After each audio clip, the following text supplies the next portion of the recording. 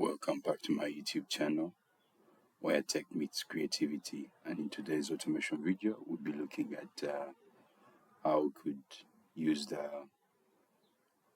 app or web recorder in UiPath.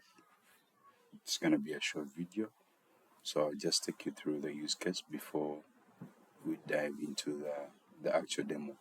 So it's basically going to be opening the application, then we add some number here, then we pick whichever total is displayed on the screen.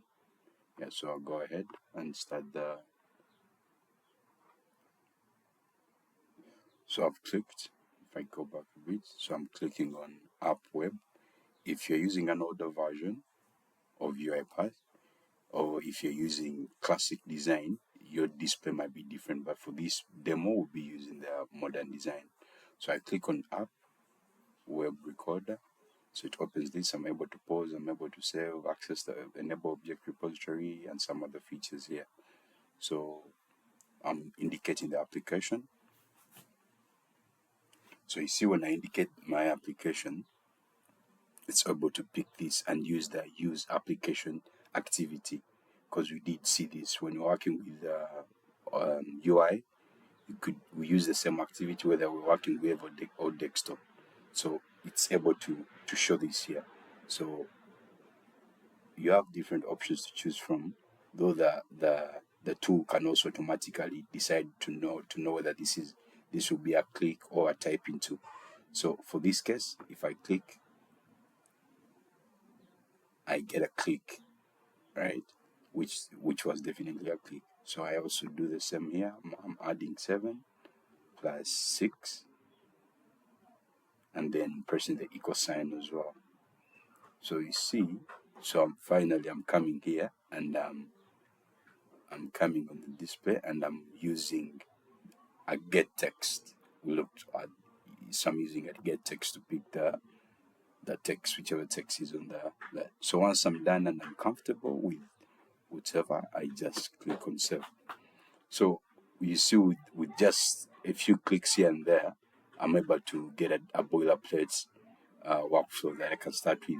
So we could go ahead and test it out, but in real life circumstances that you might have to make some few adjustments, so that probably we'll be looking into in the future videos within the UI automation in UiPath. We'll be looking at selectors. So there's a way you can adjust and make your selectors more robust. So in this case of just using the recorder, it might not come up with good selectors, so you might have to make some few adjustments here and there, but it gives you a quicker boilerplate that you can start with. So here I can keep this value in my variable.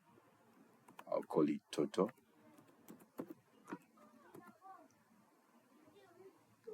Right, and then I use a message box to display it on the screen. So I'll pick my message box,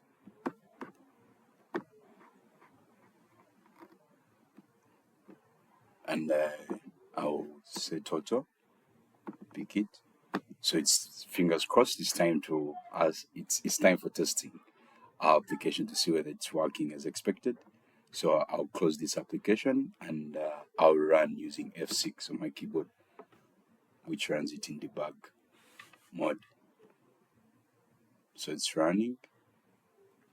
So the application is opened. It has pressed 7 plus 6 equals 13, and I'm also getting the same value on my message box.